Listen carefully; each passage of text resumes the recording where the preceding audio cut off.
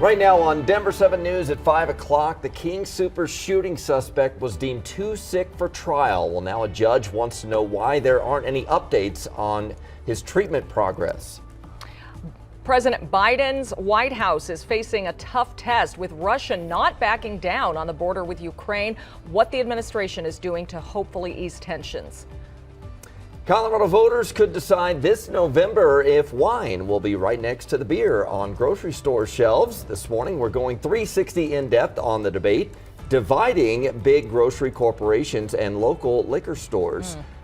Pretty fitting, too, because today is National Drink Wine Day, and it's a Friday. Thanks for joining us. I'm Brian Sanders. Coincidence? We don't know, but I'm Nicole Brady. We're also getting ready for another warm-up over the weekend. Lisa Hidalgo is here, and Lisa, it's going to be a nice change for the weekend. Maybe enjoy that glass of wine on a patio. This weekend you could. Saturday, Sunday, we're going to be well into the 50s, close to 60. Might still be a little bit of snow on some of those patios, though. We saw a lot of melting yesterday. Same scenario today. This morning, you're walking out the door to sunshine. It's going to be clear skies. Early on this morning, another bright eastbound drive. Take a look at our current temperatures. We're anywhere from 25 to about 30 degrees, and you can see how bright that moonset's going to be this morning. It feels like 18, so we do have some mid to upper teens. When you factor in a light wind, it's going to feel like that through early morning. Look at the wake-up forecast, though. We'll be likely right around 35, 36 degrees by 10 o'clock, and then well into the 40s this afternoon. Denver looking at a high right around 47, 20s and 30s for the mountains. The mountains yesterday kind of cold and windy as you got up over the high mountain passes. It will be warmer there this weekend. We'll take a closer look at that coming up. And then the next storm, Micah, bitter cold next week. I'll show you when that's going to settle in coming up. Oh my goodness, not ready for that, Lisa. Morning commute is looking good this morning. Most areas running in the green. This is C470 at Quincy Avenue. Not a lot of traffic at this hour, but we know that'll pick up shortly. Let's go ahead and head to the map, show you some drive times in that area. Westbound C470 from Wadsworth to I-70, 14 minutes. Eastbound 12 minutes, so those are running about the same. And then we have southbound I-225 from Pena Boulevard to I-25, 4 minutes. Southbound 13 minutes. We're kind of running regularly in all of those areas. Do want to take you up north for a second here. Westbound I-270 from I-70 to I-25, 6 minutes. Eastbound, the same thing. And eastbound I-70 from 6th Avenue to I-25, 11 minutes. That lower route, 9 minutes. Thank you, Micah. Colorado's largest grocery stores are teaming up to get wine on their shelves. A group submitted a pair of ballot initiatives yesterday. Once the language is finalized, it will be up to voters in November to decide if wine should be sold in grocery stores. This morning, we're going 360 in depth, uncorking what's in these proposals, looking back at the last big alcohol debate over beer in stores. And another initiative a local winemaker wants voters to weigh in on, allowing wine to be shipped in-state. Denver 7's Colette Bordelon kicks off our coverage this morning. She's live in Denver, and Colette, grocery stores think convenience will be what wins over voters. That's right, because picking up a bottle of wine could be in the same stop as grabbing things for dinner by next year. That's if Colorado voters decide they want wine to be sold alongside beer in places like King Soopers or Safeway. The Denver Business Journal reports Colorado's largest grocery stores have backed 2 ballot initiatives designed to put wine in the aisles.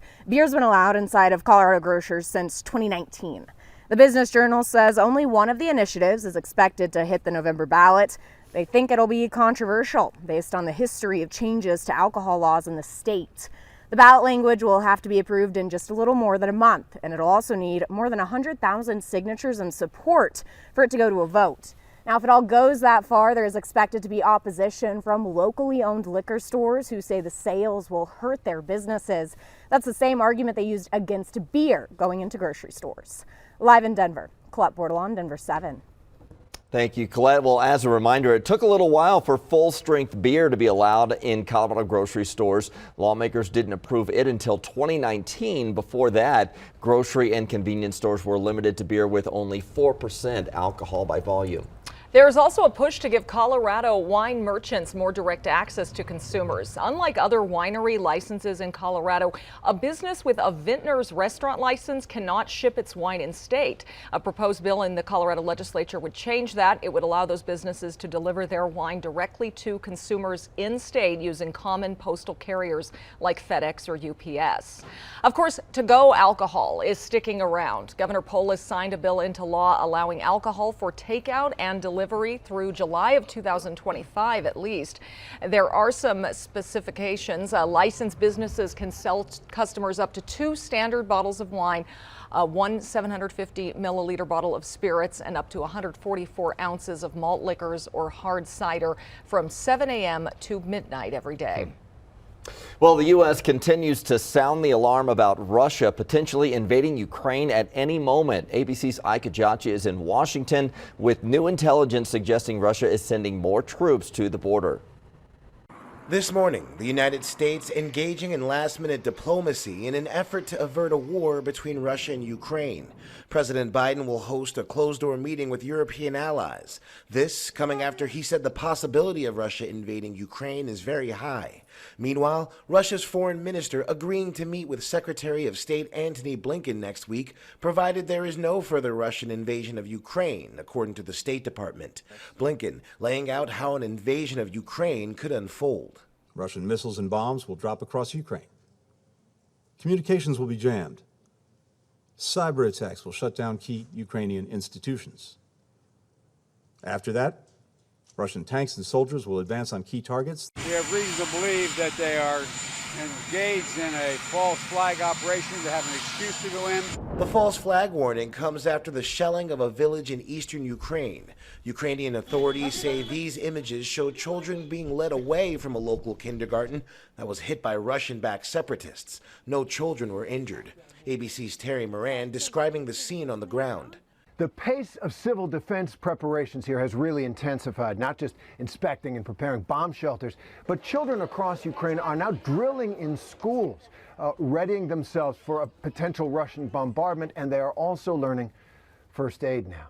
Here at home, experts tell Yahoo News the growing conflict could have a major impact on gas prices. My guess is that you're going to see $5 gas, and you might get to 6.5 or 7. And the DOJ is issuing a warning to companies to immediately shore up their cybersecurity defenses ahead of a possible invasion of Ukraine. HACKETT, ABC News, Washington. Well, next Tuesday will mark 11 months since the mass shooting at the King Soopers in Boulder.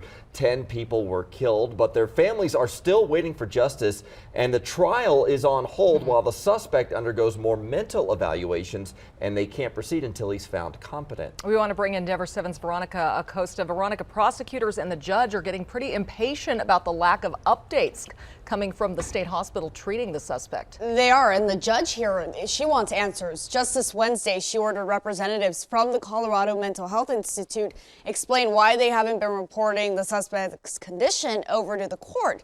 So this is a state mental hospital in Pueblo where Ahmad Elisa is staying. The criminal case against Elisa, it stalled last year when it was decided he wasn't competent to stand trial. So he went to that state mental hospital. Our partners over at the Denver Post reported the hospital was required to file reports about the likelihood the treatment Elisa was receiving could improve his mental competency and the criminal case against him could continue. But the judge says that didn't happen. Elisa is facing more than 100 charges, including 10 counts of first-degree murder in connection with that March 22nd shooting at the South Boulder King Soopers. The Post reached out to the state mental hospital for comment on the situation. A spokesperson said, quote, the department will adhere to its statutory obligations. So here's what's next. Under state law, after sending a defendant for a competency hearing, a judge has 91 days to review the case. The hospital has to provide a report 10 days before that review. The judge sent the King Soopers shooting suspect to the mental hospital. This was back in December. His review hearing is set for March 15th. But before that, a showcase hearing about the hospital's reporting, that's scheduled for March 10th, just 5 days before that. In studio, I'm Veronica Acosta, Denver 7. Yeah, a lot of layers to this one. Thank you, Veronica. A new exhibit is opening at the Boulder Art Museum today to remember the shooting victims and the strength of the community. Museum workers collected messages and other items from the memorial fence around the grocery store. Throughout Boulder's history has been dark moments of the things that we, settlers have done or that have happened to us as a community.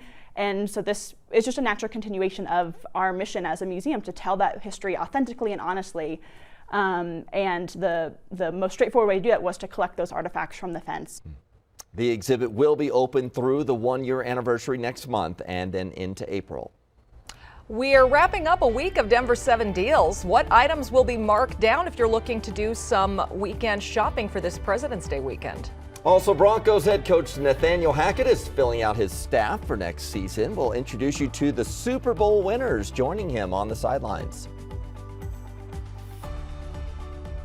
Also, before we head to break, here are some great photos from across Colorado. You can play this live Zen stream on your TV anytime on the free Denver 7 Plus app for Roku, Amazon Fire, Apple TV, or Android.